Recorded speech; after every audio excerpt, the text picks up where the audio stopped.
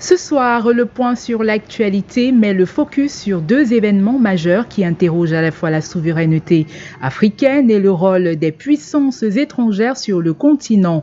Premièrement, le Niger a riposté aux restrictions de visa imposées par l'administration Trump, en interdisant désormais l'accès de tous les ressortissants américains à son territoire. Avec cette action, Niamey marque un geste fort, symbole d'une affirmation de souveraineté et d'un refus de se laisser dicter des règles perçues comme injustes.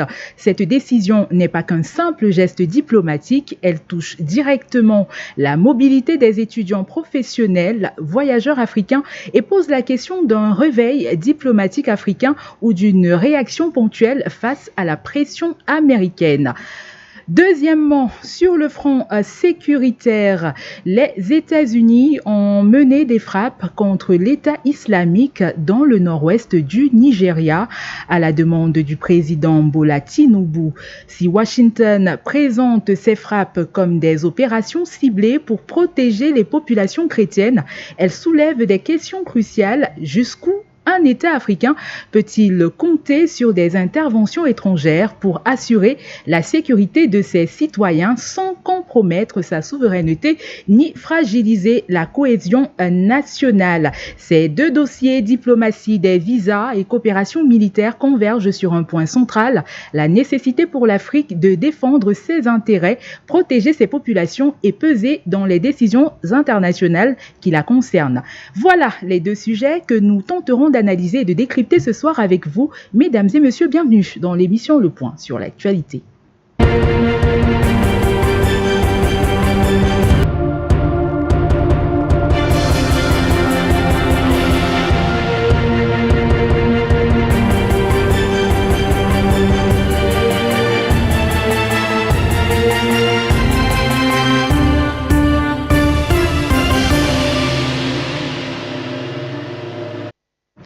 Le Niger a choisi de riposter aux restrictions des visas imposées par l'administration Trump en interdisant désormais l'accès des ressortissants américains à son territoire. Niamey affirme ainsi sa volonté de défendre ses intérêts et de répondre de manière proportionnée aux contraintes perçu comme injuste. Alors, le second dossier dont nous allons aborder ce soir touche le Nigeria, où Abuja confirme poursuivre une coopération sécuritaire avec ses partenaires internationaux, notamment Washington, afin de lutter contre le terrorisme et l'extrémisme violent. Et d'ailleurs, les États-Unis ont mené des frappes aériennes ciblées dans le nord-ouest du pays jeudi 25 décembre, jour des fêtes de Noël, contre des groupes terroristes à la demande des autorités nigérianes. Cette intervention relance ainsi le débat sur le rôle des puissances extérieures dans la sécurité africaine et sur la nécessité de solutions africaines aux crises africaines. Et bien, pour en débattre ce soir, nous accueillons sur notre plateau Passion Parfait d'homme, qui est un homme politique connu d'ailleurs pour son soutien au panafricanisme. Bienvenue, bonsoir. Bonsoir, Princesse P. C'est un honneur pour moi de partager ce plateau sur votre magistère.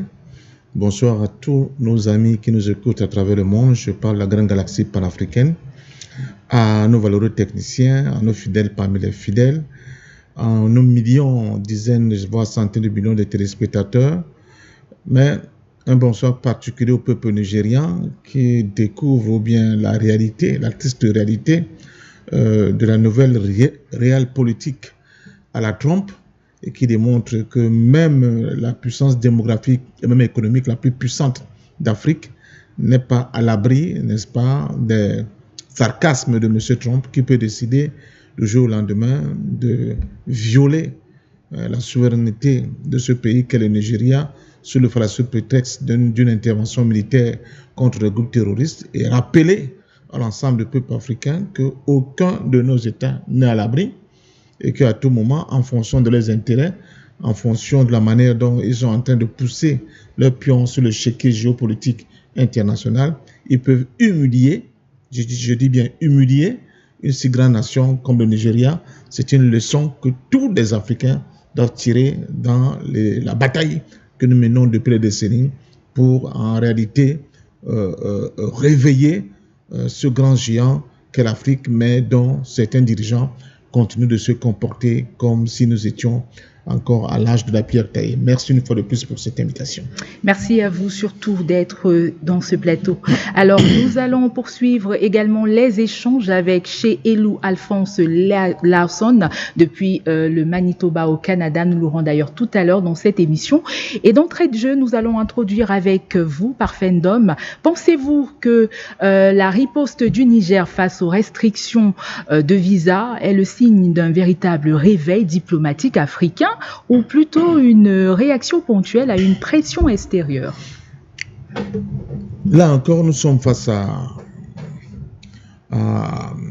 l'attitude de quelqu'un qui est très imprévisible, qui est M. Trump, dont on ne sait pas sur quelle base, à la fois ni sécuritaire, ni politique, ni diplomatique, ni juridique, il peut prendre la décision d'interdire l'accès aux États-Unis d'un certain nombre de citoyens de certains pays africains, dont principalement les pays de l'AES, qui ont été les derniers à être introduits dans la fameuse liste de M. Trump. Cela démontre tout simplement que nous sommes face à quelque chose de, pas de nouveau, mais quelque chose qui prend de l'ampleur, c'est-à-dire un rappel brutal à l'ensemble des pays qui se battent pour la reconquête de leur souveraineté, que rien ne sera facile, il n'y aura pas de cadeau à se faire. Il ne faut pas croire, n'est-ce pas, au discours souvent laudateur sur la volonté d'avoir des rapports cordiaux avec les pays africains. C'est la stricte géopolitique avec ses conséquences de violence qui, en ce début d'année 2026, et en 2026 principalement, vont nous démontrer en fait les lignes de force qui traversent la géopolitique mondiale. Donc, que ce soit pour l'Afrique, que ce soit par rapport à ce que j'ai dit à l'entente de mon propos en intro sur le Nigeria, mais aussi ce que Trump tente de faire pour le Venezuela, on voit très bien que ce sont les intérêts de cette Amérique profonde représentée par M. Trump, mais aussi cet orgueil perdu des États-Unis que Trump tente de restaurer par le coup des décisions, excusez-moi l'expression, mais vraiment idiotes comme celle-là, parce que vous ne pouvez pas vous imaginer les relations, les passerelles qu'il y a dans les échanges à la fois universitaires, économiques, sur le plan culturel, etc., entre les pays. Oui. Donc, se couper comme ça d'un certain nombre de pays sous le fallacieux prétexte qu'on veut améliorer la sécurité de son propre pays, nonobstant, n'est-ce pas, les conséquences que tout cela peut produire, cette mauvaise décision. Je pense que c'est tout simplement nous montrer que, en réalité, nous sommes face à des gens qui se comportent sur le plan international comme un éléphant dans une pièce de porcelaine. Maintenant, la réaction de Général Tchiani, elle était attendue. Bon, pour le Niger, elle est en conséquence à la même hauteur que la mauvaise réaction de M. Trump et cette mauvaise décision. Mais une fois de plus, je pense que cette réaction aura plus d'effet, plus d'ampleur, va sonner correctement sur la place de la diplomatie internationale que si elle était groupée. Est-ce que ce n'est pas une décision risquée, cette réciprocité du général Tchiani à répondre à Donald Trump de cette manière? Est-ce qu'il n'y aura pas des risques dans cette décision-là? Oui, mais bon, je vous répondrai en disant qu'il ne risque rien à rien. Si vous voulez reconquérir votre souveraineté, si vous voulez reconquérir votre honneur perdu par de telles réactions qui malmènent complètement votre humanité, il faut justement prendre votre courage à deux mains et réagir comme l'a fait le général Tchiani. Oui. Le seul bémol que je mets dedans, c'est de dire, nous sommes dans une construction que toute l'Afrique regarde avec beaucoup, vraiment avec comme des enfants qui pensent à Noël avec des étoiles dans la tête. On aurait souhaité que ce soit une réaction, j'allais dire coordonnée, groupée, du bloc AES contre les États-Unis. Parce que justement, le Burkina Faso Burkina Faso fait partie. Le Soudan du Sud et le Mali également. Non, pour l'AES, Burkina Faso, Mali et Niger. Les trois sont dans le même package de sanctions de M. Trump. Donc, de manière coordonnée, de manière solidaire, je pense, à mon sens, que les trois auraient dû produire un communiqué pour répondre à M. Trump. Cela aurait pu beaucoup plus de poids, beaucoup plus de sens et surtout donner le ton, n'est-ce pas, à ce que l'AIS promet de faire, c'est-à-dire une unité, n'est-ce pas, de ces trois pays dans une même entité pour défendre effectivement leurs intérêts. Mais une fois de plus, bon, nous sommes dans une diplomatie des petits pas. Osons espérer que dans un futur proche, de telles réactions, n'est-ce pas, j'allais dire, de manière unie, vont se faire entendre. Et M. Trump comprendra très bien que le monde ne se limite pas à sa petite Amérique. Est-ce que vous pensez que la réaction du général Abdourahmane Tiani ne vise pas également d'autres grandes puissances qui aimeraient peut-être agir de la même manière que Donald Trump? Est-ce que ce n'est pas un message fort envoyé aux grandes puissances, cette action? Non, les autres grandes puissances sont d'une certaine vieille école de la diplomatie. Ce n'est pas qu'ils soient moins nocifs. Mais peut-être pas du côté des visas, peut-être pas de ce côté-là. Mais ils ne procéderaient pas de la même manière. Mais dans d'autres plans, vous avez totalement raison. Ils agiraient avec le même fiel, avec les mêmes conditions vraiment exécrables du point de vue des rapports humains que le fait M. Trump. Mais il n'irait pas dans cette espèce d'esclandre à ciel ouvert avec d'autres partenaires comme le fait M. Trump. Parce que la diplomatie, c'est aussi ça, c'est-à-dire être capable de signer un accord avec un partenaire, mais avec un couteau bien placé derrière le dos, en attendant le bon moment quand le partenaire va se retourner pour lui planter le couteau dans le dos. Trump ne s'embarrasse pas, n'est-ce pas, de tout cela. Lui, il va droit au but, il tourne, il parle, il commande, il donne. Mais je pense que ces décisions de Trump, il faut aussi les voir comme des décisions dont le message est beaucoup plus orienté vers son opinion nationale. Parce que l'opinion nationale américaine a voté Trump sous la promesse que l'Amérique sera un îlot de paix, de sécurité, mais aussi un espace qui sera de moins en moins sûr pour tous ces immigrants dans le monde qui pensent que l'Amérique était devenue, ou bien est l'Eldorado par excellence qu'il faut si on veut tirer son épingle du jeu dans cette misère internationale. Donc Trump leur dit, vous pouvez être tranquille, j'assure, et soyez sûr, l'Amérique sera un espace sûr où on ne peut plus accepter toute la misère du monde. Surtout, on ne pourra plus accepter que tous ceux qui sont considérés comme des gens qui ont de l'animosité vis-à-vis de notre mode de vie puissent continuer à arriver chez nous. Ça, ce sont des prétextes, hein. Ce sont des arguties qu'ils utilisent, qui n'ont rien à voir avec une quelconque réalité. Mais l'Amérique perd beaucoup aujourd'hui du point de vue de son prestige, du point de vue même de son soft power, parce que la culture américaine, c'est aussi un soft power que l'Amérique a eu à nous imposer et que beaucoup d'entre nous, de nos États, de nos peuples, ont adopté comme ça sans beaucoup réfléchir.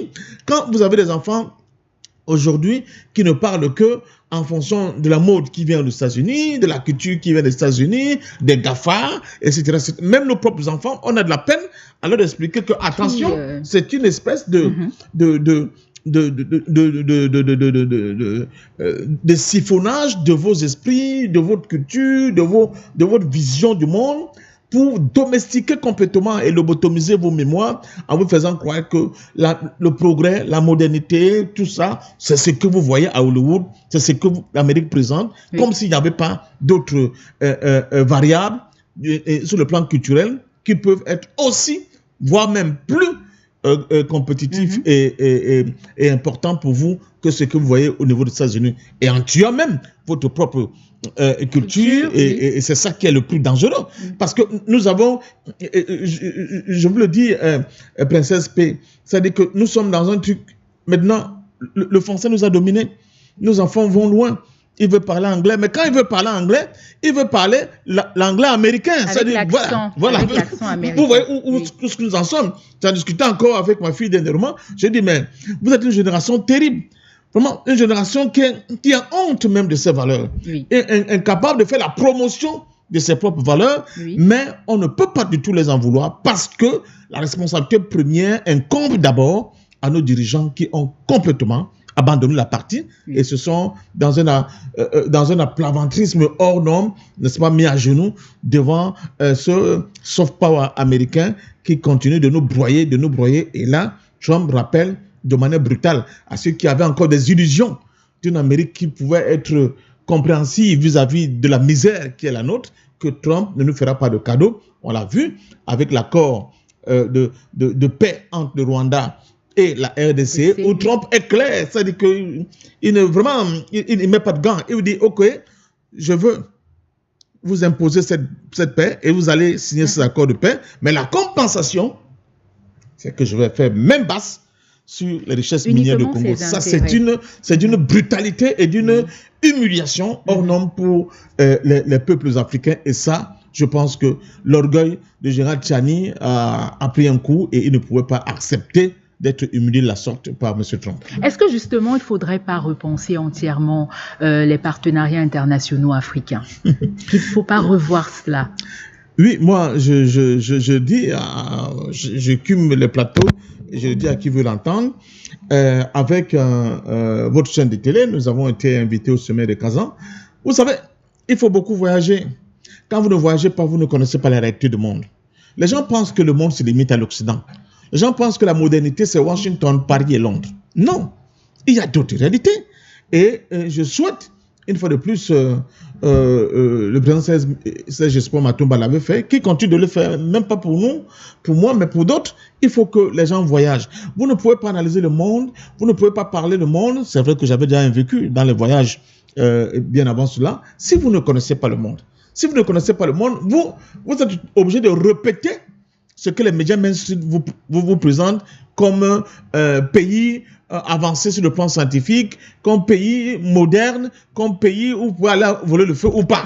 Voilà. Donc, mais les voyages vous font avoir votre propre opinion, n'est-ce pas, de tout cela. Donc, si vous regardez ce qui se passe en Chine aujourd'hui, je le dis, et je l'ai encore dit récemment sur le plateau, à la sortie, quelqu'un m'a appelé pour me dire que, monsieur Ndombo, vous allez trop loin. Je l'ai dit, la Chine, c'est 100 ans d'avance sur les États-Unis aujourd'hui.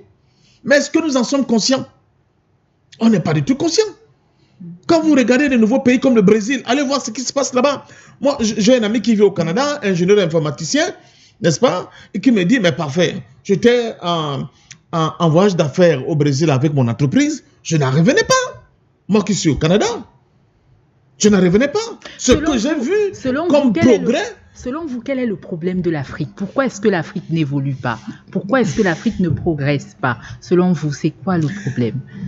L'Afrique n'évolue pas, l'Afrique ne progresse pas à cause de nos dirigeants. Oui. Nous avons des dirigeants dont la plupart ne sont pas à leur place. Il faut dire les choses telles quelles. Nous avons des dirigeants qui ont été formatés à la perception occidentale du monde et du progrès. Nous avons des dirigeants qui font preuve de très peu de courage. Est-ce que ce n'est pas un problème de manque de négociation? Parce que lorsque certains dirigeants vont sur les tables de négociation avec des partenaires étrangers, est-ce que ces dirigeants-là pensent à l'intérêt tout d'abord de leur population, de leur peuple, ou ils pensent tout simplement à leurs propres intérêts ou à l'intérêt du partenaire?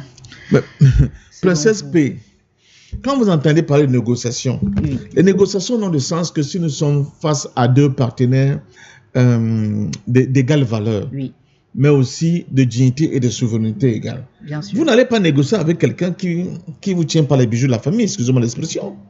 Vous avez des dirigeants qui ont leur compte en banque chez ces gens-là. Vous avez des dirigeants dont les enfants vont à l'école chez ces gens-là. Oui. Vous avez des dirigeants qui ont, dont les femmes, je sais pas, les enfants sont beaucoup plus dans ce pays-là et ne viennent chez nous que vraiment comme des touristes.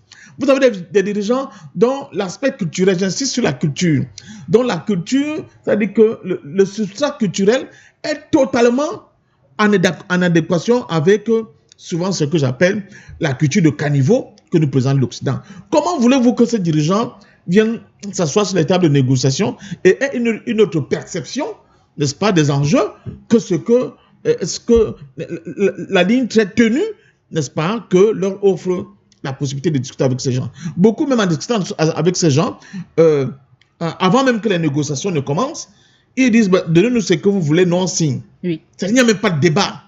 Il n'y a même pas de discussion en tant que telle. Il n'y a même pas... C'est ça le problème.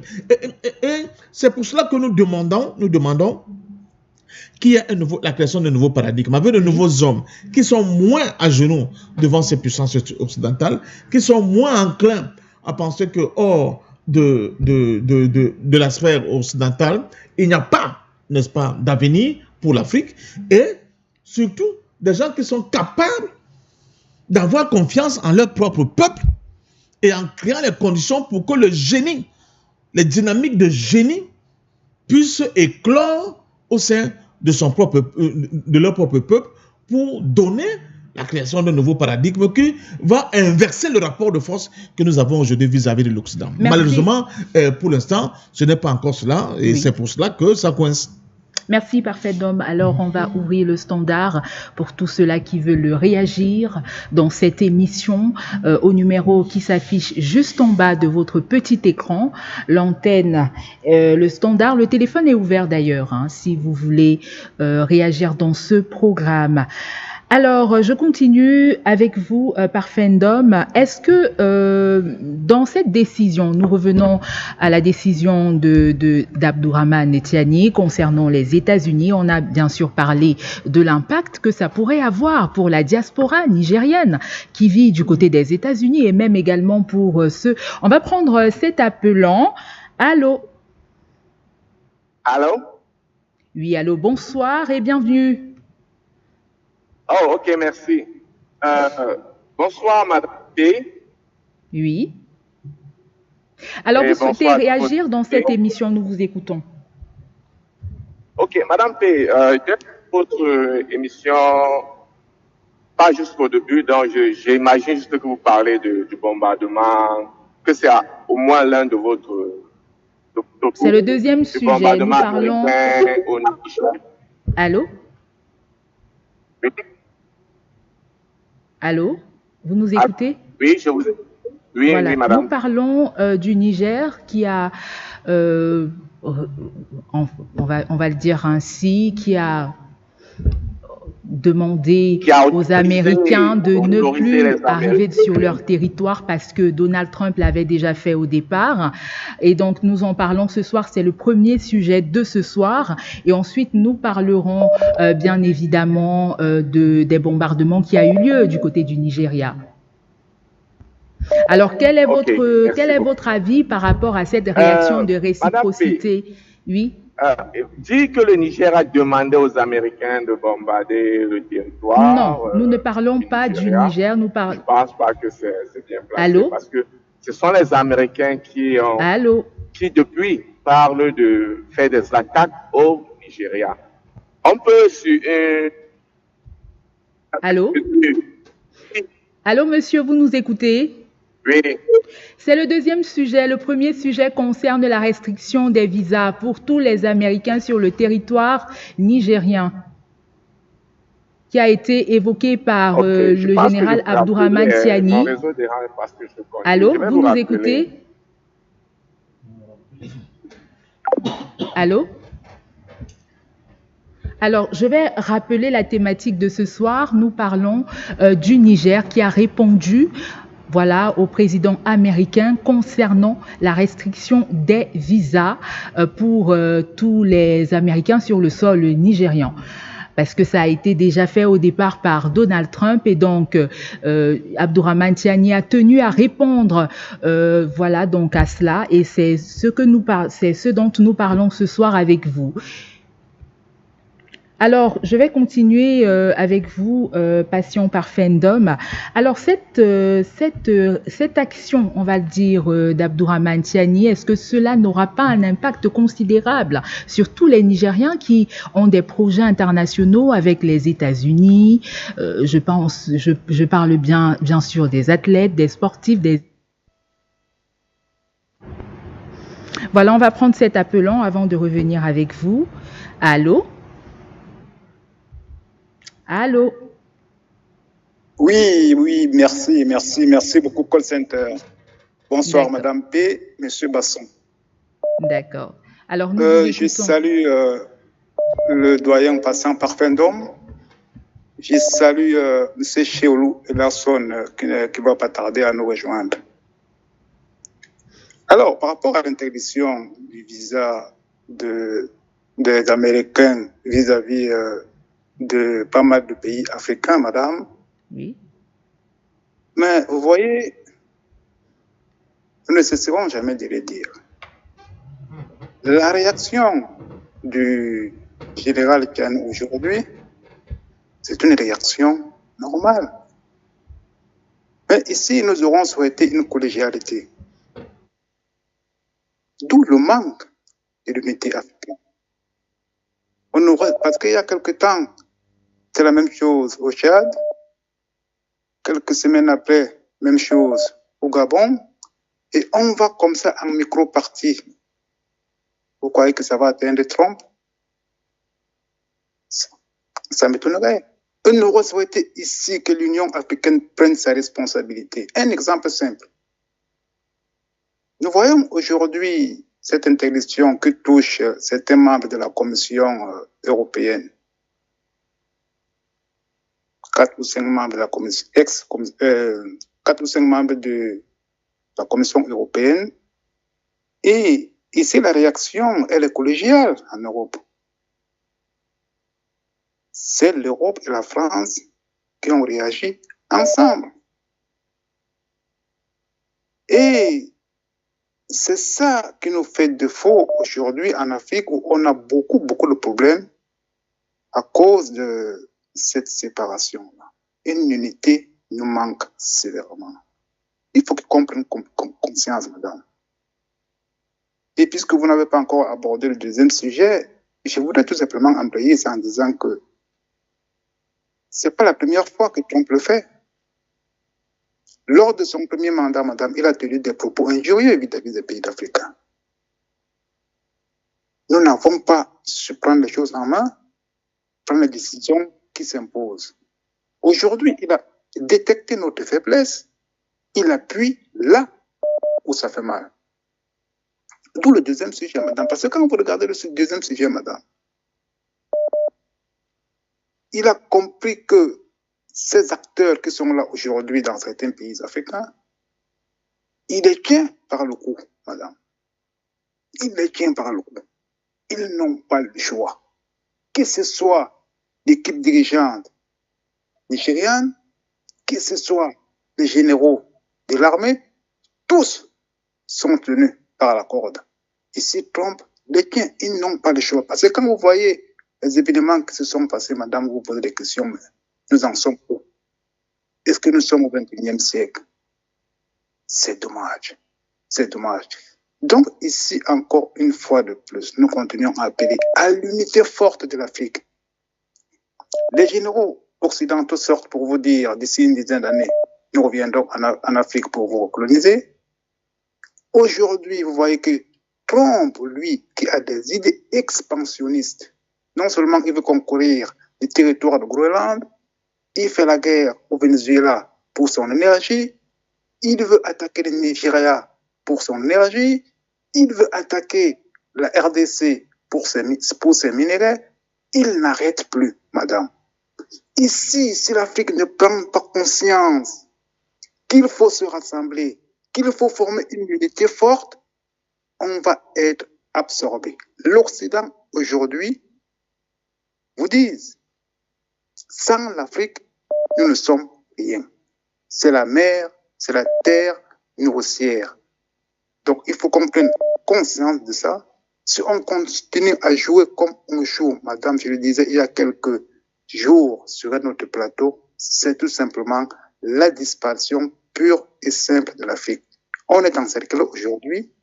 Golfe de Guinée, vous avez les bateaux de guerre de toutes les puissances du monde.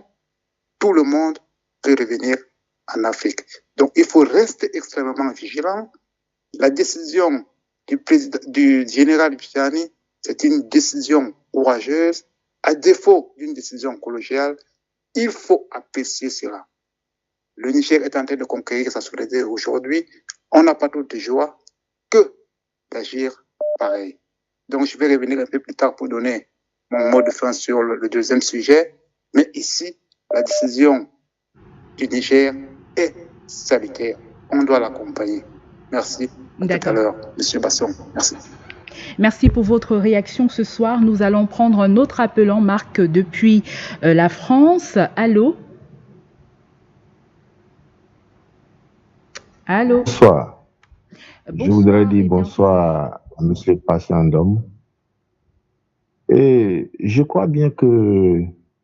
je dis bonsoir aussi à tous les combattants du monde entier qui sont au chevet de notre Afrique malade et qui se relèvent petit à petit.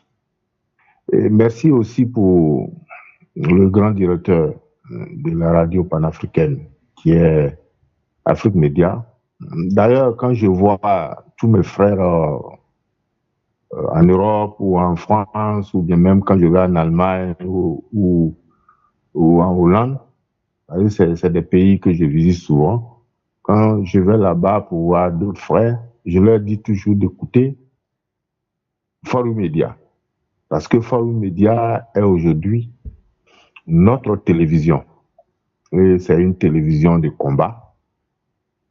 Il va falloir que tous les Africains écoutent et donnent leur avis.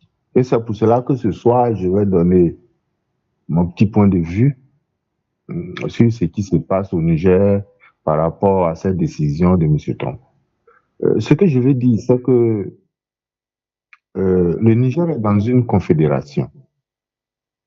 Et comme ils sont dans la confédération, je crois très bien qu'avant même que le Niger ne prenne la décision, M. Tiani a dû appeler ses pairs, et c'est peut-être eux qui ont donné l'ordre sur le plan diplomatique de répondre à M. Trump. Ce que M. Trump ne connaît pas, c'est que l'Amérique s'est développée après avoir décimé la population autochtone, qui est les Indiens. Ce sont les Noirs que les gens ont déportés dans ce continent pour développer l'Amérique. Il y a beaucoup qui sont de l'Afrique de l'Ouest, même des Nigériens, qui ont été pris en esclavage et sont allés dans les champs de canne à sucre, de coton et autres pour développer l'Amérique. Donc aujourd'hui, cette manière de penser à nous, les Africains, parce que si le Niger est attaqué aujourd'hui sur ce plan-là, ça veut dire que c'est le Mali, c'est le Congo, c'est toute l'Afrique noire qui est attaquée sur ce plan-là. Donc, M. Trump, lui, étant un homme cupide et un homme d'affaires, lui-même n'a pas de sens chez lui. C'est l'argent qui est important chez lui. Donc, l'Amérique s'est bâtie seulement que sur la cupidité, sur, je veux dire quoi, la recherche d'intérêt et autres. Or, nous, les Africains, nous n'avons pas cette pensée-là. Notre valeur, d'abord, c'est l'homme. On n'a pas les mêmes valeurs qu'eux. Et aujourd'hui, c'est parce que cet esprit-là est entré dans la vie des Africains que lui, il traite l'Afrique comme un pays de merde. Lui-même l'a dit. Ce n'est pas moi qui le dis. C'est M. Trump lui-même qui est sorti de sa bouche. Donc, nous sommes seulement que des cancrelats. Nous sommes des fourmis. Nous ne sommes rien du tout. Alors, il peut prendre cette décision-là. Pour aller en Amérique, je pense qu'il va falloir prendre un avion. Un homme comme nous sommes, est-ce que nous avons droit de citer dans ces pays où notre sang, le sang de nos frères, de nos grands-parents, sont versés? Alors s'il le dit, mais ça rentre au plus profond de notre âme.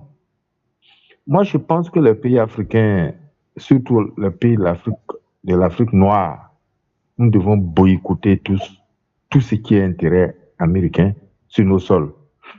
Pourquoi vont-ils mettre leurs armées autour du Sahel aujourd'hui? les États du Sahel sont aujourd'hui un oasis de paix et ces pays-là sont à l'avant-garde de la lutte.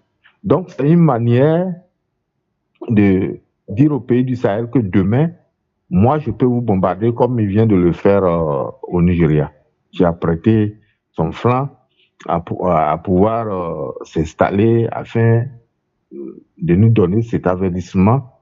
Et je pense que les chefs d'État des pays du Sahel sont au courant de tout ce qui va se passer. Donc, c'est pour cela que M. Tiani sort, qui est le sage, le connaisseur, l'historien des pays du Sahel, aujourd'hui sort pour répondre d'une manière individuelle d'abord. Mais je crois bien que c'est collectif.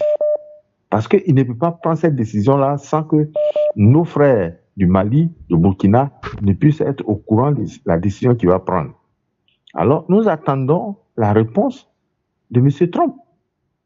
Mais ce qui est sûr, c'est que je demande à tous les pays africains, comme l'Union africaine elle-même est amorphe, et c'est une organisation en état de mort cérébrale, alors que aussi la CEDEAO est une organisation de mort cérébrale. Alors, nous avons nos 3 grands présidents qui aujourd'hui prennent cette décision.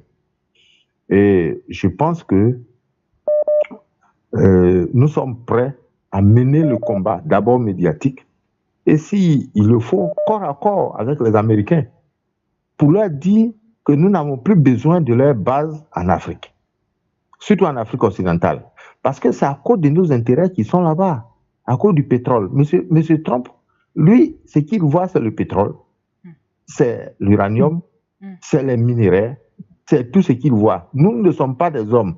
Notre continent est devenu comme une terre de réserve, afin que là, eux, ils aillent puiser pour aller faire leur technologie, Microsoft et tout ce que vous savez.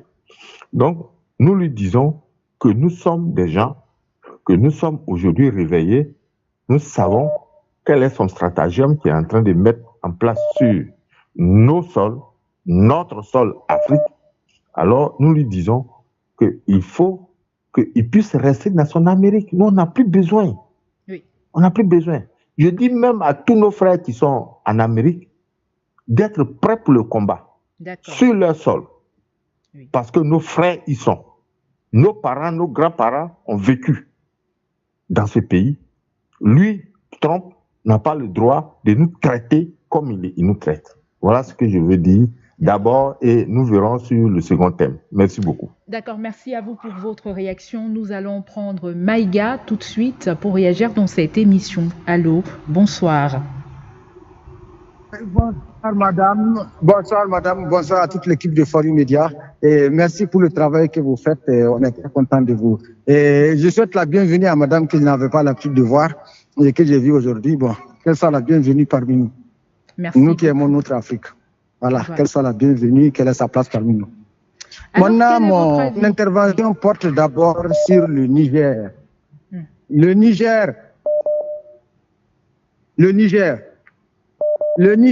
en réalité, là, la réaction du Niger n'est pas la réaction que le Niger devait avoir. Je m'explique. C'est la réaction que l'Union africaine devait avoir, que le Niger a repris. En d'autres termes, l'Union africaine n'existe pas. Mais maintenant, la réaction est positive. Ce qui est sûr, beaucoup de pays ont accompagné ça, passé par terre. C'est un souci d'orgueil, de fierté. Et que nous savons que les États-Unis d'Amérique ne sont peuplés que par des Noirs qui ont fait le travail de cette puissance-là. Voilà. De leur armée à leur plantation, c'est les Noirs. Voilà. S'il n'y a pas de reconnaissance dans ça, j'invite la diaspora américaine à réfléchir. Comme on les considère là-bas et qu'est-ce qu'ils ont appelé droit civique qui a été énoncé depuis très longtemps et qui est toujours balbutiant. Revenons maintenant à la question fondamentale. Comment approcher la solution? Moi, j'estime que toutes nos représentations, quand je dis représentation, c'est ambassade, consulat, résidents aux États-Unis doivent nous envoyer les recensements de tous nos cadres, tous nos agents en service utilisés par les Américains. Voilà. Ces consulats doivent faire ce travail et nous ramener ça dans nos différents États pour que ces gens-là soient transférés directement dans les bonnes conditions dans nos pays pour produire. Parce que je reviens sur une citation du capitaine Thomas Sankara qui disait « Au génie créateur libéré, l'Afrique est capable de construire de ses propres mains les fondements de sa propre grandeur. » Donc, en réalité, que ces gens reviennent avec le génie créateur libéré et qu'on va se construire. Que chacun quitte ce complexe-là. Si tu as une femme américaine, viens avec. Si tu as un enfant américain, viens avec, s'il accepte. S'il n'accepte pas, laisse, mais reviens. L'ancêtre t'appelle, il faut réunir. Voilà. D'accord. Merci Donc, à vous. Voici ma question, mon point de vue sur la question du Nigeria. Du Niger, pardon. Du Niger de Tchani. Avec la... D'accord. Merci beaucoup pour votre réaction ce soir. Nous allons clôturer cette thématique, mais bien avant, je reviens vers vous, Passion Parfendum.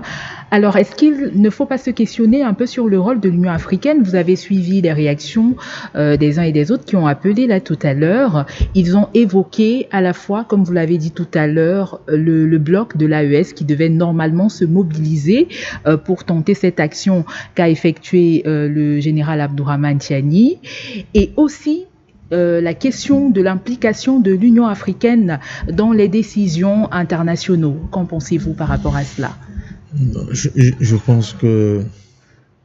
on a l'impression qu'ils dépendent carrément de l'autre côté. Ils sont impuissants. Mais si on est franc et si on est sincère, s'attendre à une réaction de l'Union africaine, comme disent les Ivoiriens, c'est penser qu'on puisse avoir un port à Bobo. L'Union africaine ne va pas réagir parce que elle est un peu bloquée par ses propres turpitudes. Elle est incapable d'être une organisation souveraine qui ne dépend que d'elle-même. Elle a une diplomatie tatillonne qui ne permet pas justement de pouvoir réagir, d'être proactif. Dans ce cas, il faut contacter tout le monde, il faut négocier avec tout le monde. Il y a d'autres États qui ont des relations particulières avec les États-Unis et qui n'aimeraient pas froisser un peu l'orgueil de M. Trump pour le moment. Ils préfèrent plutôt une diplomatie underground, donc ce n'est pas le même tempérament, c'est pas le même timing, c'est pas le même feeling. Donc finalement, on a abouti à une espèce d'organisation, je ne dirais pas sclérosée, mais qui est complètement bloquée, qui est incapable, n'est-ce pas, de défendre l'Afrique quand il le faut et comme il le faut. C'est pour cela que je pense que il fallait qu'on appuie là, il y a de la cohérence pour l'instant. Et là où il y a la cohérence pour l'instant, c'est l'AES. Oui. Donc, au lieu que le général Tiani parle uniquement à son nom propre et au nom de son propre pays, l'AES aurait pu produire un communiqué conjoint. Parce qu'ils sont tous touchés par cette restriction. Ces trois États et parler d'une seule et même voix.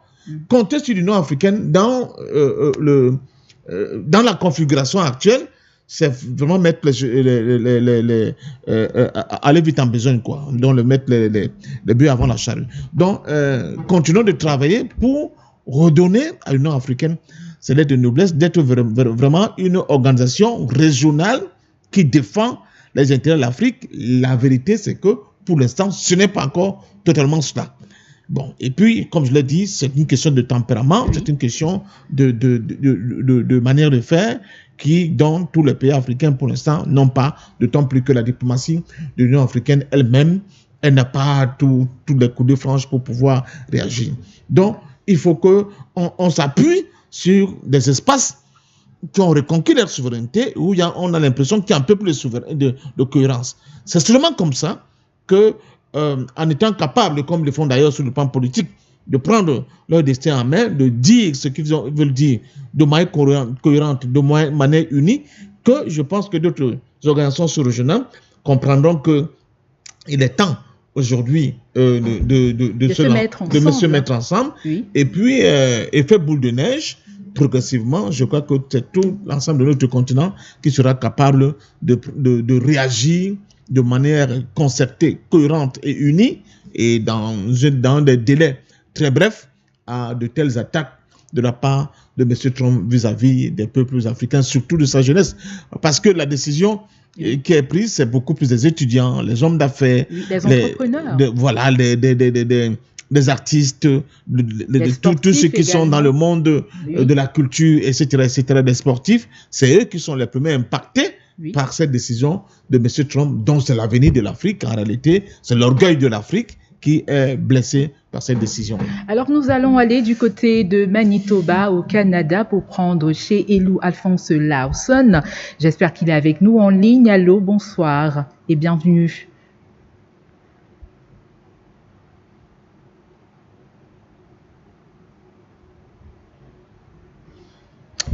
Allô?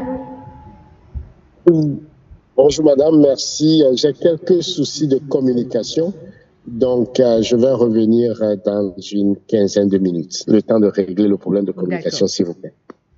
D'accord. Pour terminer, pour sortir avec vous, Parfait Ndom, qu'est-ce que devrait faire le Niger après cette action qu'ils ont menée avec les États-Unis? Qu'est-ce qu'ils devraient faire? Est-ce que vous pensez que leur décision va peser devant Donald Trump? À quoi doit-on s'attendre? À une réaction des États-Unis ou à une autre restriction? La meilleure manière de négocier avec ce type qu'on appelle Trump, c'est de montrer à Trump qu'on est prêt à tout, qu'on n'a pas peur du bras de fer. Si vous donnez l'impression d'être un moyasson vis-à-vis de Trump, il vous marche dessus.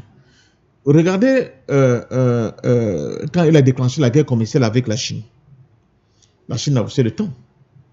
Et c'est parce que la Chine a aussi le temps que M. Trump était obligé de revenir, je ne dirais pas le meilleur sentiment, mais à des considérations de type on peut négocier. Oui. Bon, mais il faut avoir du change aussi dans ce domaine-là.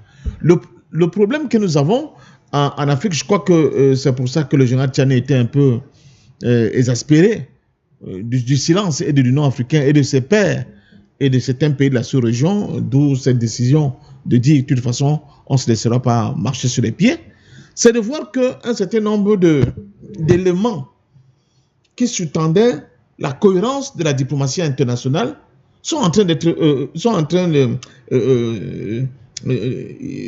voler en éclats. L'intervention du Nigeria au Bénin pose un problème au général Tchani. L'intervention des États-Unis au Nigeria pose un problème au général Tchani. Il se sent le plus visé par ce chamboulement de la géopolitique dans ce que j'appelle sa profondeur immédiate et est obligé de lever la tête et de se mettre debout en disant aux autres, attention, je vous vois venir, je suis prêt, je suis debout.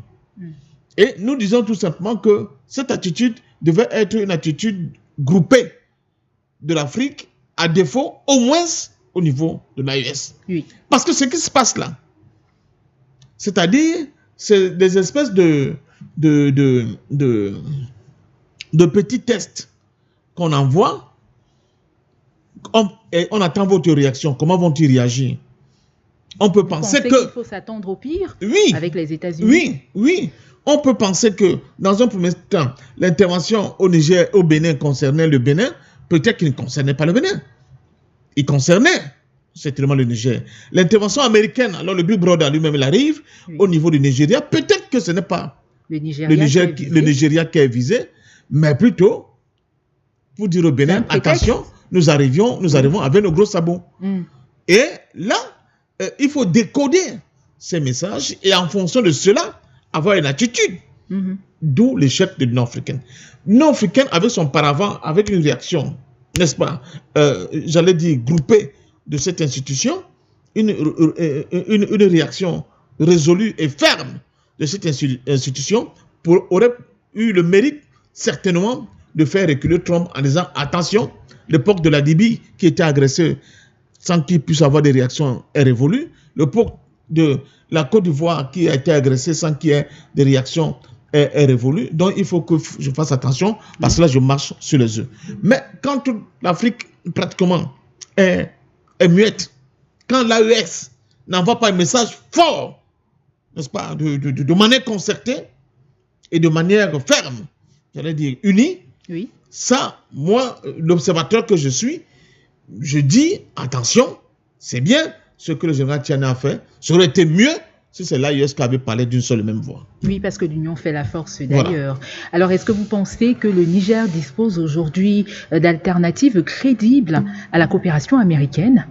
Oui, il y a des alternatives. Quel est le niveau de coopération entre le Niger et les États-Unis? C'est pas énorme. Je pense plutôt que les États-Unis, ayant été chassés du Niger, tentent une approche autour des pays de lac Tchad. D'abord, on parle beaucoup plus du Cameroun, oui, où souhaiterait mettre la pression sur le président Biya avec cette élection qui s'est passée, comme on sait, pour la valider, mais à condition qu'ils puissent obtenir une base militaire au nord, à l'extrême nord du Cameroun, qui ferait face, et qui sera face, n'est-ce pas, au Niger. Ne l'oubliez pas. Il ne faut pas l'oublier, le Cameroun et le Niger ont une frontière commune, c'est le lac Tchad. Donc, si vous êtes sur la partie camerounaise avec une base militaire, oui, vous avez en face de vous le Niger. Le Niger, bon, oui. Et un peu aussi sur le Tchad. On voit aussi que cette approche se fait aussi au niveau du Tchad. Donc, il y a cela. Il y a aussi le fait que Trump envoie un message à tous les Africains qui sont de plus en plus tentés, oui, justement de changer de paradigme en ayant de nouveaux partenaires. On voit qu'il y a des Africains qui signent des accords militaires de plus en plus, même ceux qui étaient dans le précaré français, avec la Russie, avec la Turquie, avec la Chine, avec etc., etc. Trump le rappelle tout simplement que personne n'est à l'abri. Il suffit d'un coup de tête que j'opine de la tête et je peux faire très mal à tout le monde. D'où la nécessité de l'union politique. Quand je parle de l'union politique tout de suite maintenant, les gens me disent, oui, mais il y a encore des cadrages à faire. Oui, sauf que je vous le dis, les événements vont me donner raison sur ce coup-là. Nous n'avons pas l'éternité avec nous.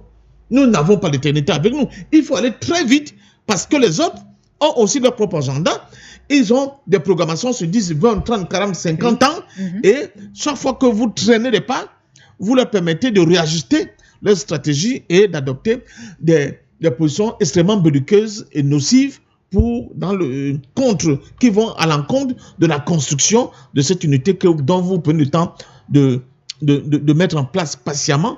Ils vont l'éventrer parce qu'ils sont bien conscients que s'ils vous laissent le temps de tout faire et d'arriver à la conclusion de ce processus, qui risque d'être irréversible, il leur sera de plus en plus difficile d'inverser complètement le cours des choses. Voilà, merci à vous, Passion Parfendum, pour cette réaction. Nous allons passer dans quelques minutes seulement à la deuxième thématique de cette soirée qui nous amène du côté d'ailleurs du Nigeria, où on a appris que les États-Unis ont mené des frappes jeudi 25 décembre, jour des fêtes de Noël au nord-ouest du Nigeria, à la demande des autorités nigérianes.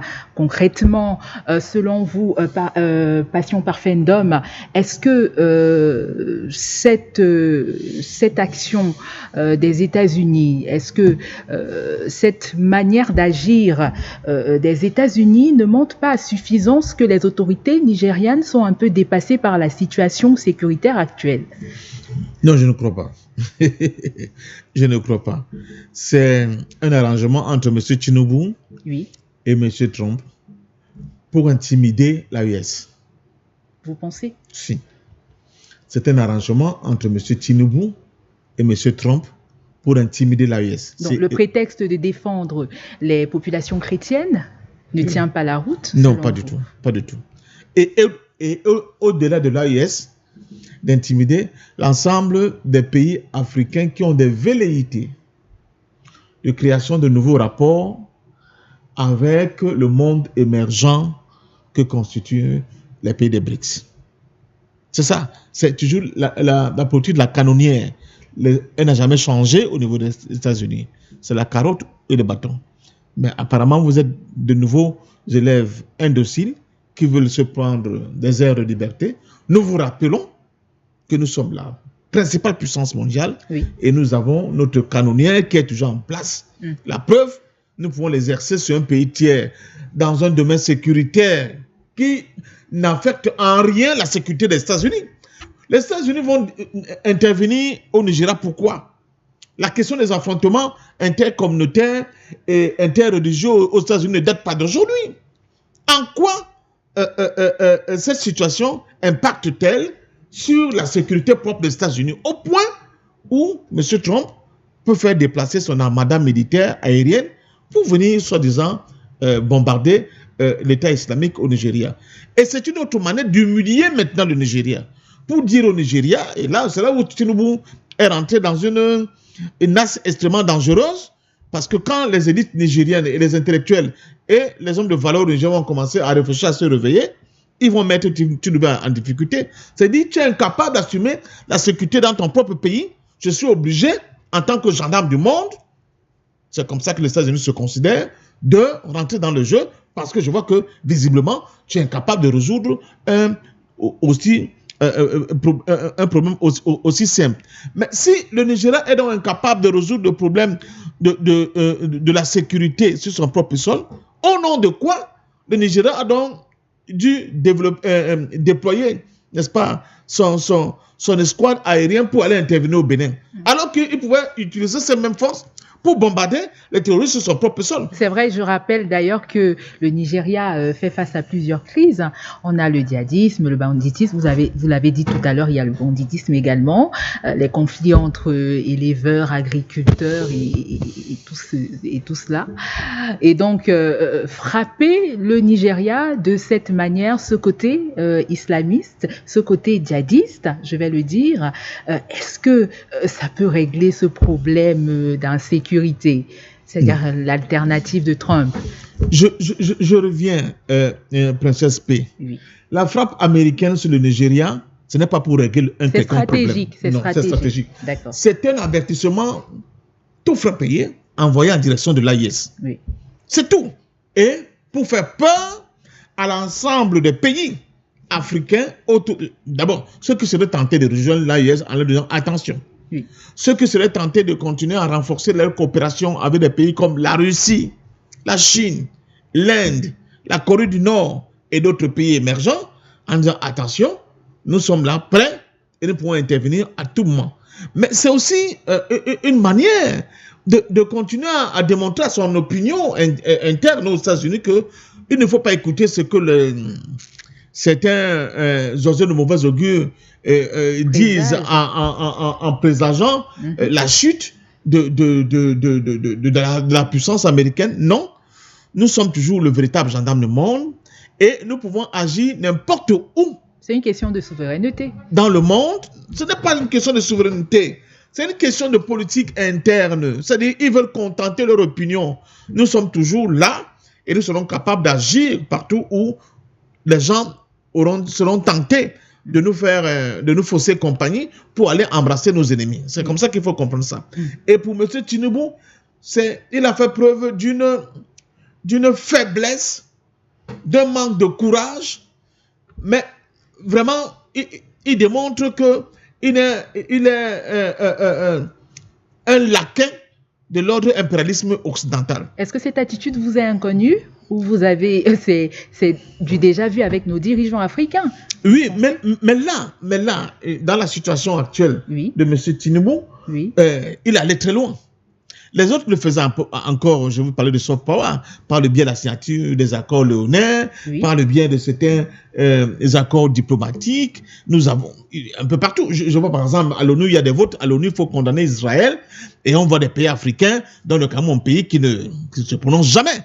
Bon, on voit ces petits louvoiements-là, on peut comprendre. Mais de là, je vous dis que l'Académie de Kano, au Nigeria, était considérée comme l'une des académies les plus puissantes, les plus modernes en ce qui concerne l'aviation aérienne. Comment on peut donc expliquer aux gens qu'en même temps, un Nigérien qui est incapable d'aller inventer une tentative de coup d'État au Bénin n'est pas capable de détecter les terroristes sur son propre sol et de les frapper?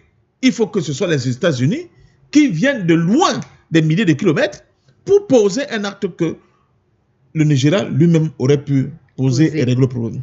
Et deuxièmement, n'oublions pas qu'il y avait quand même la force mixte n'est-ce pas, qui a combattu Boko Haram avec beaucoup de succès. Oui. Et là, on n'avait eu besoin ni des États-Unis, ni de qui que ce soit. Il a suffi que les pays africains, le Cameroun, le Tchad, le Niger, le Nigeria et le Bénin, qui s'est adjoint aussi à cette force MIS, puissent mettre en synergie leur force militaire pour pratiquement ramener Boko Haram dans sa portion de nuisance la plus congrue. D'où vient-il donc qu'aujourd'hui où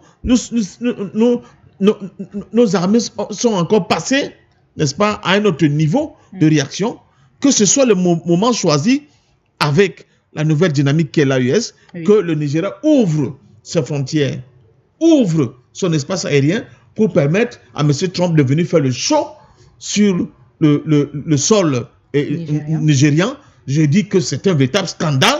Et je suis convaincu que dans les jours et mois à venir, vous allez entendre, n'est-ce pas, des sons divergents provenant du Nigeria pour ne pas accepter cette humiliation-là. Alors, est-ce que l'Afrique devrait continuer de confier sa sécurité aux partenaires extérieurs, selon vous? Non, la réponse est non.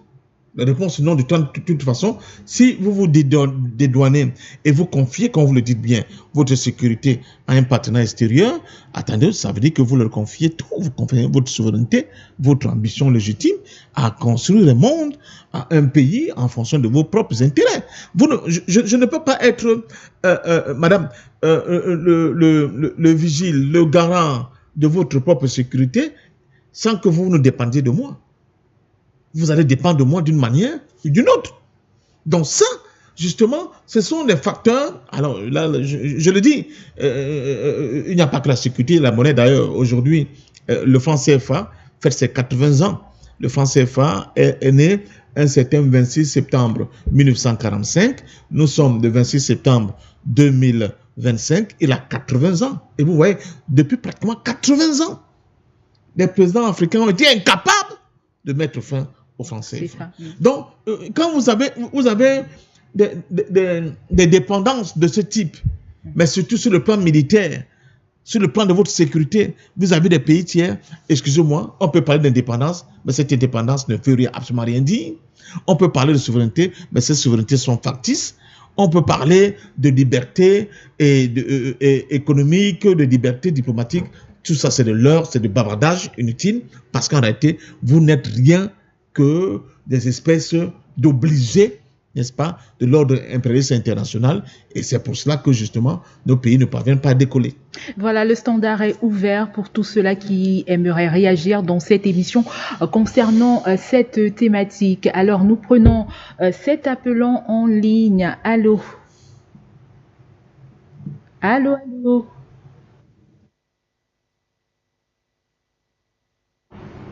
Alors, nous allons aller du côté de Manitoba, voilà, donc au Canada, pour prendre Monsieur Lawson, chez Elou Lawson, qui est avec nous dans ce studio. On le prend par Zoom, bien évidemment. De l'autre côté du Canada, bonsoir et bienvenue, Monsieur Lawson. Bonsoir, madame. Merci pour votre invitation. Désolé pour les quelques désagréments techniques. Alors, je salue le doyen Parfendom et tous les panafricanistes qui sont branchés à votre émission, toute votre équipe, et merci pour votre invitation. Voilà, nous étions déjà à la deuxième thématique de cette émission, mais nous allons vous permettre de réagir à la première, qui parle bien évidemment de la riposte du Niger face aux restrictions de visa. Est-ce que pour vous, c'est le signe d'un véritable réveil diplomatique africain? Quelle analyse faites-vous de cette action du général Abdourahmane Tiani? J'ai écouté les uns les autres et j'ai vu une certaine satisfaction à féliciter le président Tiani d'avoir pris une décision de riposte qui pourrait, d'une certaine manière, quelque part, flirter ou en tout cas flatter notre ego ou notre volonté de souveraineté. Mais à l'analyse, on doit se résoudre à constater que le rapport de force est en défaveur du Niger et que ici, justement, ça pose fondamentalement la question du panafricanisme, de l'unité du continent africain. Nous avons d'un côté les États-Unis c'est-à-dire 50 pays qui se sont mis ensemble pour avoir la force, la puissance, et c'est cette puissance qu'ils exercent aujourd'hui.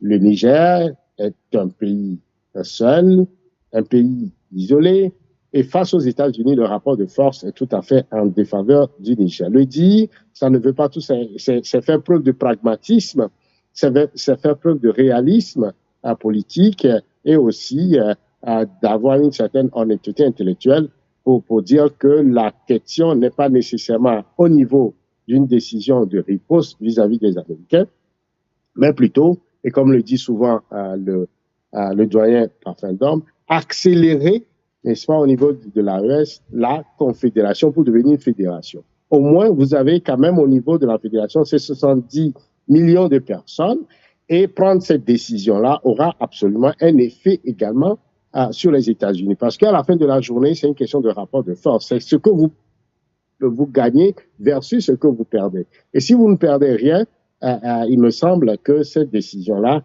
les États-Unis sont en situation de puissance. Donc, de mon point de vue, il va falloir plutôt peut-être jouer avoir une stratégie tout à fait, je dirais, pas dans la riposte ou dans la réaction, mais plutôt de travailler à renforcer le Sahel sur le plan politique, sur le plan économique, mais aussi à faire en sorte que nous puissions frapper là où ça fait mal. Puisque M. Trump, quand vous faites une analyse psychologique de l'homme, vous comprendrez qu'il ne comprend que le rapport de force, il ne comprend que les rapports économiques. Il n'est que dans une forme de ce qu'on appelle le trumpisme, c'est-à-dire une forme de transactionnalisme. Et quand il voit ce qu'il gagne versus c'est l'homme du deal, ce qu'il perd, très rapidement, il change de décision. Mais si vous n'avez rien, il ne vous respecte pas. Et donc, la décision serait peut-être au niveau des prochaines négociations, puisque les États-Unis veulent revenir au Niger. Les États-Unis ont installé une base avancée au nord du Niger qu'ils ont quitté. Et du Niger, ils veulent avoir une projection sur le Soudan, une projection sur le Moyen-Orient, et pour pouvoir contrôler non seulement l'activité au niveau de la mer Rouge, mais également de contrôler toute cette projection en termes de défense sur l'Israël et également sur le Golfe Persique. Donc, ils ont également sur la Méditerranée. Donc, ils ont beaucoup d'intérêt à jouer. Et lorsque ces négociations vont arriver, c'est en ce moment que le Niger pourrait également faire poser son veto qui fera en sorte que les États-Unis vont reculer rapidement et changer d'avis. Et donc, il faut faire un distinguo entre les décisions, je dirais, réactionnaires, de riposte, qui parfois peut flatter l'opinion, mais je pense qu'il faut mettre plutôt le curseur sur les choses qui vont faire mal, sur le rapport de force en faveur également du Niger, pour que les États-Unis puissent reculer sur cette question. Toujours est-il que, dans le cas d'espèce, c'est les étudiants, oui, c'est les hommes d'affaires, c'est les hommes de science qui vont pouvoir en pâtir si, justement, on voit au niveau des échanges entre les deux pays. Le Niger dispose de l'uranium. L'uranium est au cœur même de la puissance militaire, est au cœur de la bombe atomique, est au cœur de cette dissuasion nucléaire. Donc, je pense que c'est un atout important que le Niger peut mettre de l'avant et qui vont faire en sorte que les États-Unis vont reculer cette décision. Je suis également surpris que cette décision ne soit pas prise au niveau de l'AES, que ce soit toujours le Niger seul qui prend cette décision. Donc, de mon point de vue, ça ne va pas tenir la route.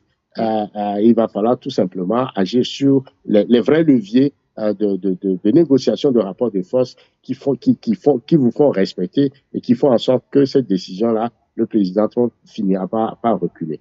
Et voilà l'analyse que je fais de la situation pour ne pas tout simplement taper la poitrine pour dire ouais, nous sommes forts, en sachant tout simplement que nous n'avons pas les armes nécessaires dans cette guerre. Il faut plutôt être stratégique, il faut être rusé, il faut peut-être ne pas faire cette bataille-là et faire d'autres batailles qui feront en sorte que vous pourriez, dans un avenir proche, égaliser les rapports de force, à mon sens. D'accord. Alors, faut-il s'attendre à une réaction de Washington après cette sortie du général Abdourahmane Tiani, selon vous? Bien évidemment que les Américains vont mettre leurs sabots sur la table, parce qu'ils savent qu'ils sont en puissance. Et ils ont, comme je l'ai dit tout à l'heure, le rapport de force en termes militaires, en termes d'influence, en termes économiques, en termes également de renseignement. Tout ça, ils ont un certain nombre d'atouts à leur disposition sur lesquels ils vont pouvoir agir. Et c'est pourquoi le Niger en tout cas, a beaucoup plus de raisons de ne pas s'esseler dans ce combat contre les États-Unis, puisque la cible serait justement le président Tiani et son gouvernement, et vu les capacités de nuisance des Américains, je pense qu'il va falloir plutôt être stratège. Et le président Tiani, c'est un général, c'est un stratège, c'est un militaire, il comprend bien ces enjeux. Il me semble plutôt qu'il va falloir s'adosser sur d'autres partenaires qui pourraient peut-être aider dans cette relationnalité, me semble-t-il. Et puis le président Trump a un mandat limité. L'année prochaine, ça va être les élections de mi-mandat.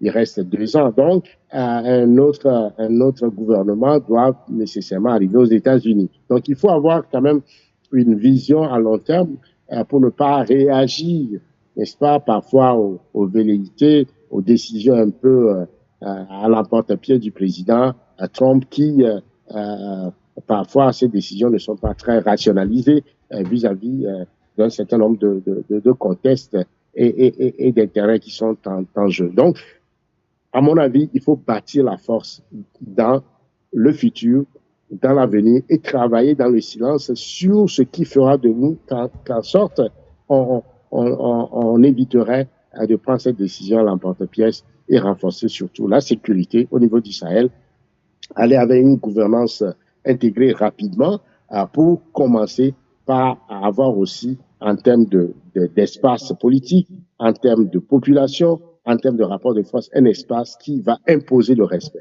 Et c'est le fait d'imposer ce respect qui fera en sorte que ces décisions ne se prendront plus à l'avenir, parce qu'on sait à qui on a affaire, un Sahel puissant qui a l'uranium, qui a l'or, qui a le manganèse, qui a une population dynamique, jeune, a une intelligence de plus de 70 millions de personnes, et qui a un avenir, qui a l'hydrocarbure, le pétrole, le gaz et tout ça.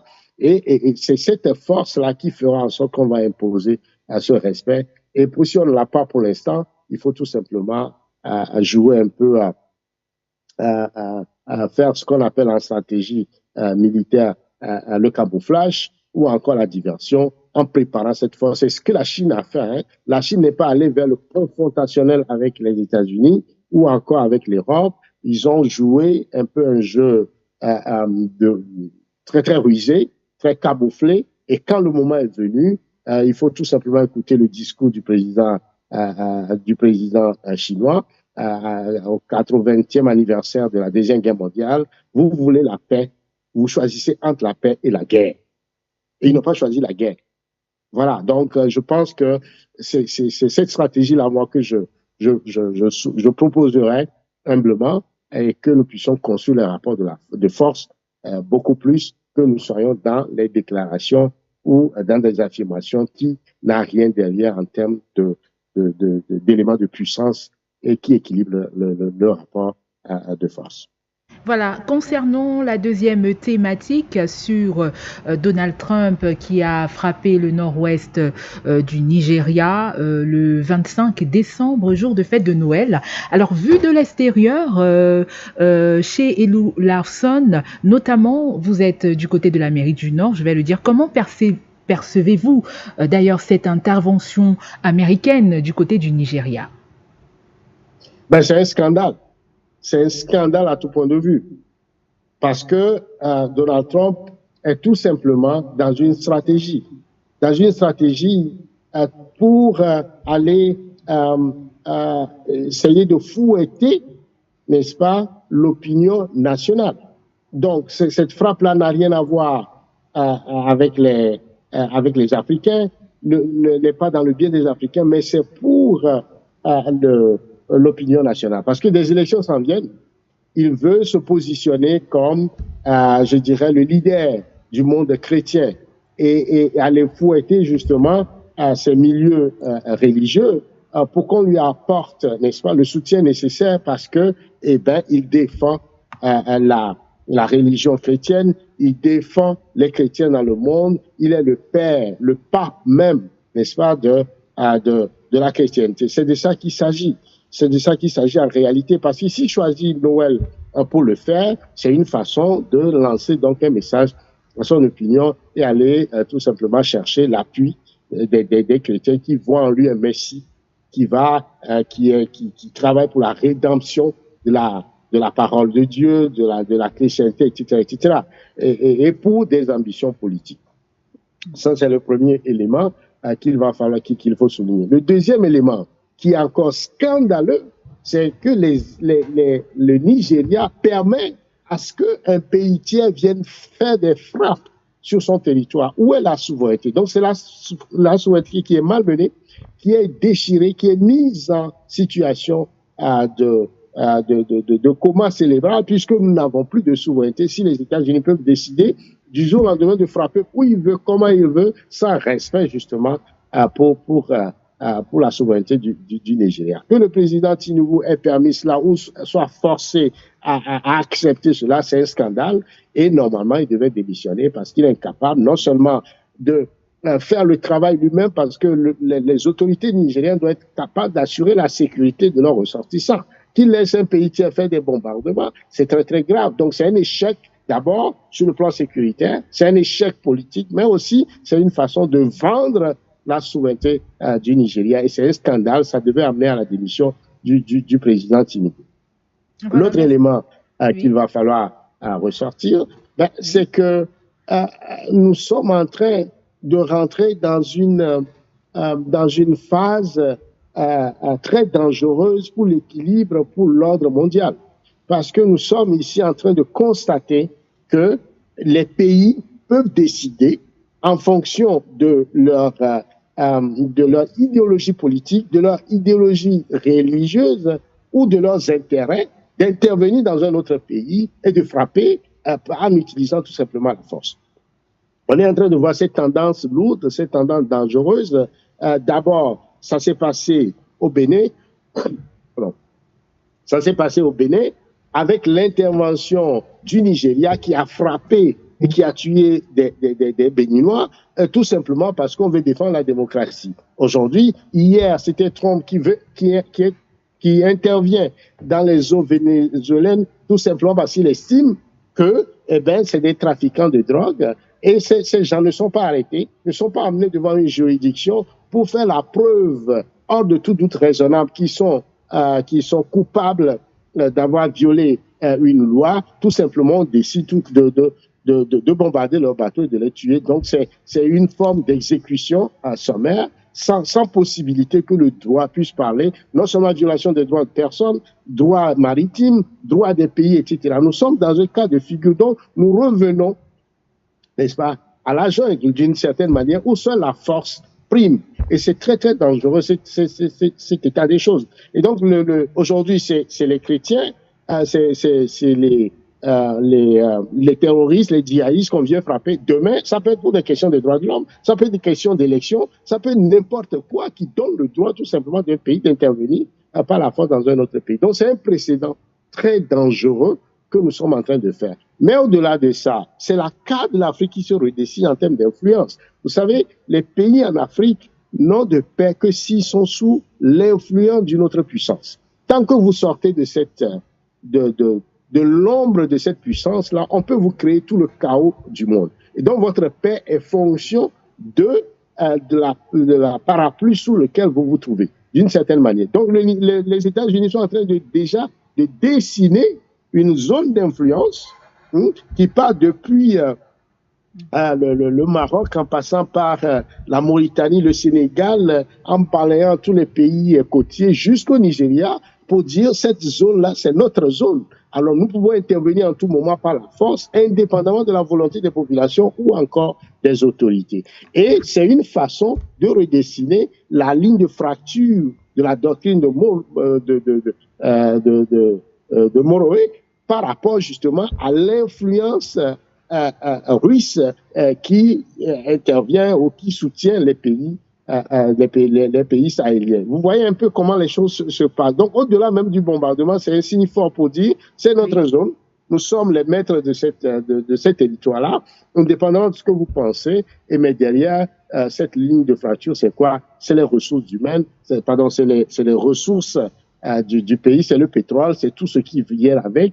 Et nous perdons en tant qu'Africains notre droit de décider de nous-mêmes, de nos ressources ou de notre avenir. Vous voyez, donc c'est très très dangereux ces précédents. Normalement, l'Union africaine, tous les pays africains doivent lever le bouclier pour dire non, ça ne peut pas se passer. Sinon, si ça se passe au Nigeria, ça peut se passer au Cameroun, ça peut se passer partout, tout simplement, si les intérêts des Américains sont en jeu, s'ils estiment, ils font une lecture par rapport à leur idéologie, à leur doctrine ou encore à leurs intérêts, ils peuvent intervenir militairement et frapper où ils veulent, comment ils veulent. Et ça, les Africains sont en train encore de redevenir un peu comme tout simplement une terre d'esclavage ou de colonisation, de néocolonisation. On n'en sort pas finalement. Donc, on ne peut pas, à l'heure du panafricanisme, à l'heure de l'éveil des consciences, à l'heure de la rupture avec ces systèmes de domination, d'exploitation et d'esclavagisation, accepter ces genres d'interventions qui ne sont pas du tout calibrées ou menées pour défendre les Africains. Il y a combien de pauvres au Nigeria? Il y a combien d'écoles qui méritent d'être soutenues? Il y a combien d'infrastructures, d'investissements d'infrastructures qu'il faut faire au Nigeria? Mais les États-Unis ont les moyens. Ils peuvent aider autrement le Nigeria en investissant, en permettant au Nigeria d'acquérir la technologie. Le milieu dont on parle au nord de tout, ça mérite d'être développé. Au-delà de la question du terrorisme, c'est les questions de ressources, c'est les questions de niveau de vie, de pauvreté. Donc, un investissement massif dans ces zones-là vont absolument changer la dynamique. Donc, on ne résout pas le problème, les problèmes auxquels les Africains sont confrontés, le problème de la faim, le problème de santé, le problème d'infrastructure, le problème d'eau, d'électricité, on ne le résout pas. Mais on peut amener des bombardiers qui pour venir bombarder des zones, créer le chaos et repartir. Mais après, comment on fait pour développer ces zones-là avec les bombardements ou toutes les munitions qui sont larguées sans commune mesure avec la réalité de ces pays-là. Donc, ça doit interpeller les intellectuels africains, l'opinion pour dire non, on ne peut pas accepter ce genre d'intervention qui est tout simplement du néocolonialisme, du retour de la force, de la jungle, tout simplement au nom des préoccupations qui échappent complètement aux Africains. Et ça, tous les Africains doivent dire non et soulever le bouclier pour forcer le président Tinubu à démissionner parce que c'est un crime contre la constitution de son pays, un crime contre la volonté, la souveraineté des Nigériens, mais aussi c'est un crime contre l'Afrique et contre le panafricanisme. Merci à vous, Chelou Lawson. Merci pour votre contribution dans cette émission. Alors, je vais avec vous, Passion Parfendum. On a d'un côté les frappes américaines combinées aux restrictions de visa et aux pressions diplomatiques. Est-ce que cela ne traduit pas un rapport déséquilibré entre l'Afrique et les États-Unis? Mais évidemment, quand nous passons notre temps à faire de l'unité politique de notre continent, notre cheval de bataille, c'est justement pour booster davantage le rapport de force en la faveur des Africains. Nous sommes dans un rapport de force vraiment qui ne donne même pas envie de débattre des rapports, des relations entre les pays africains et une puissance comme les États-Unis. Je rappelle que l'Afrique est un continent, c'est pas encore un pays. C'est une agrégation de plusieurs pays dont certains peuvent être considérés à juste titre comme de petits bantoustans. Alors, Chelou Lawson vient de rappeler quelque chose de fondamental. On l'oublie souvent. Quand on parle des États-Unis, c'est une fédération d'États et d'États très puissants. certains économistes nous rappellent encore que si l'État de Californie décide d'être un État indépendant aujourd'hui, il serait peut-être la 3e puissance économique du monde. Je ne sais pas si vous voyez l'ordre de grandeur. La Russie, c'est une fédération.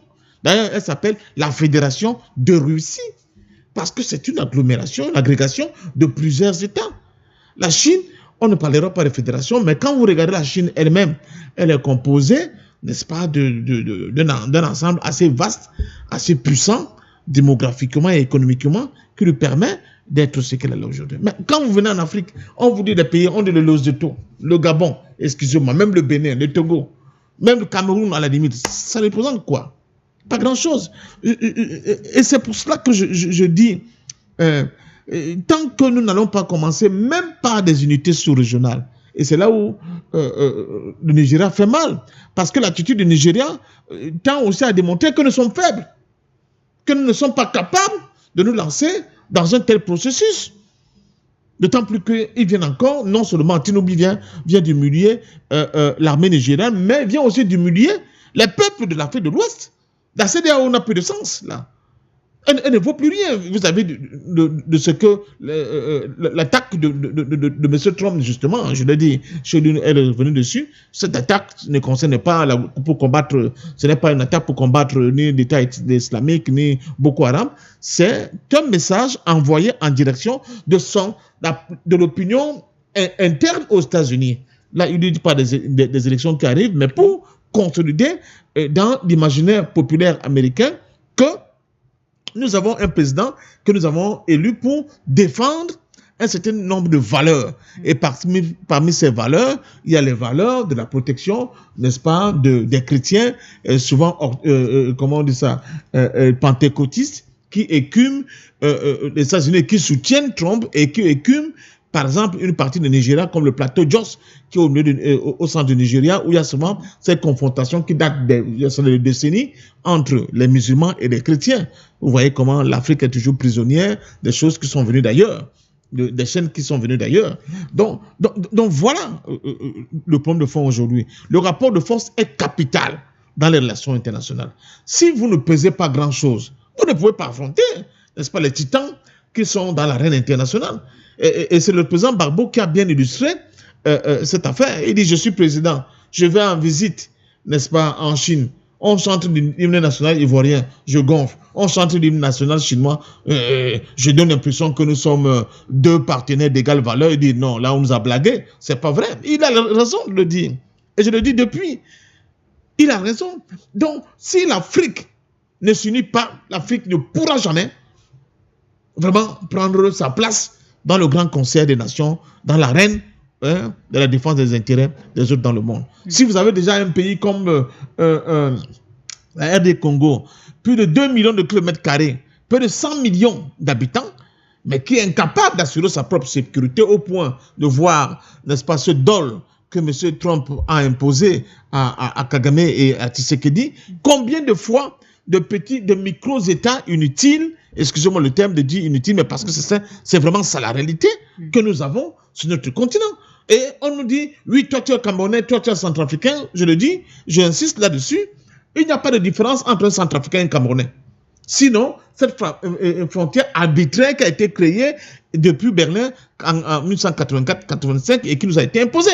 De la même chose, quand on parle entre nous, moi j'étais à un colloque d'énormément au Tchad, ça m'a beaucoup marqué. D'habitude, je suis allé plus de 4 fois, 5 fois, mais en avion. Mais cette fois-ci, j'ai pris la voie terrestre.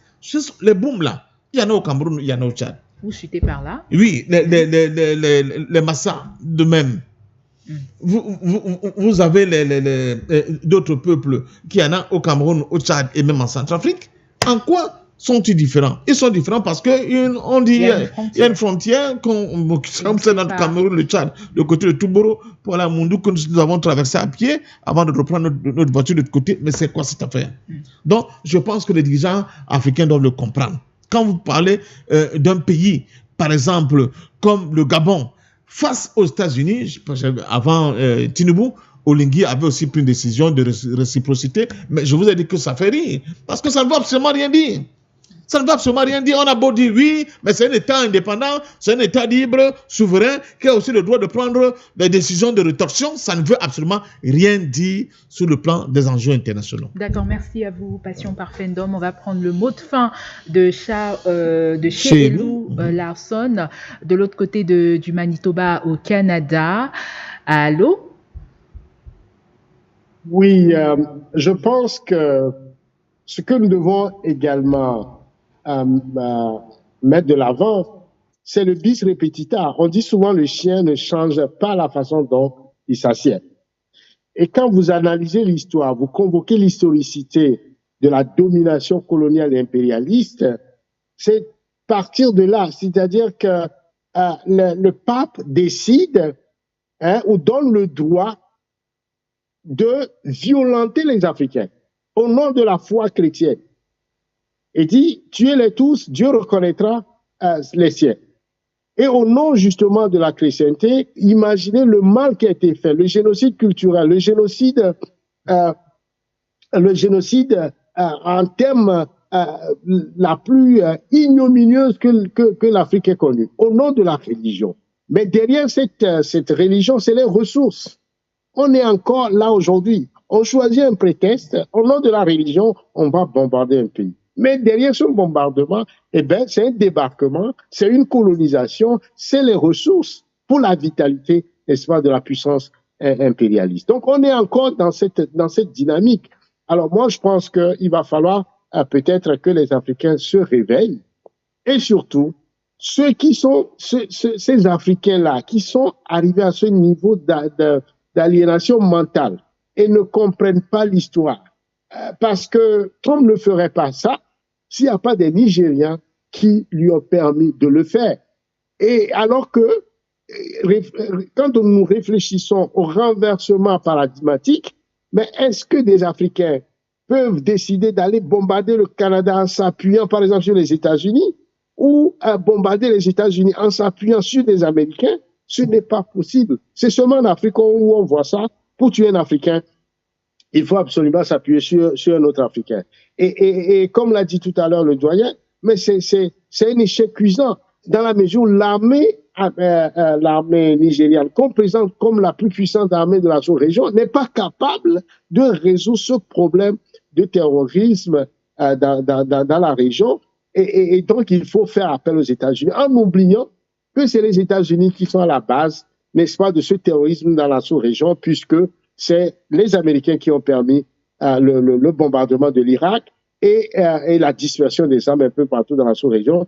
Et le terrorisme est utilisé comme un moyen de pression sur les États, de façon à les fragiliser, à créer des États faillis pour permettre justement la théorie, l'exploitation et le chaos. Et donc, le sapeur est en même temps le pompier. Mais on est là, manipulé dans tout ce décor sans pouvoir faire valoir la volonté des Africains. Donc, c'est une honte de laisser ça à faire au Nigeria en ce moment-ci. Et moi, j'en appelle à l'opinion nigériane de se mobiliser, de dénoncer cela, parce que ça se passe sur le sol nigérien, ça se passe sur le sol africain, et ce n'est pas admissible, ce n'est pas acceptable. Je terminerai pour dire que c'est essentiel que les Africains lisent, ou les États africains lisent, n'est-ce pas, le changement de l'ordre mondial, les rapports de force qui se recréent pour pouvoir se positionner. Il faut avoir une projection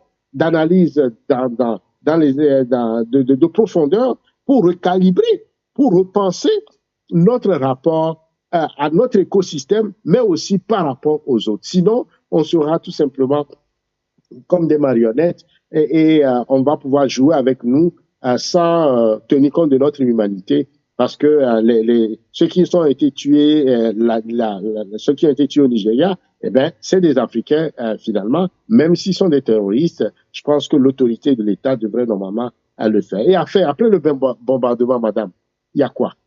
On est dans le ciel, on amène... Monsieur Chelou, nous sommes arrivés au terme de cette émission. Malheureusement, on ne peut pas continuer avec vous.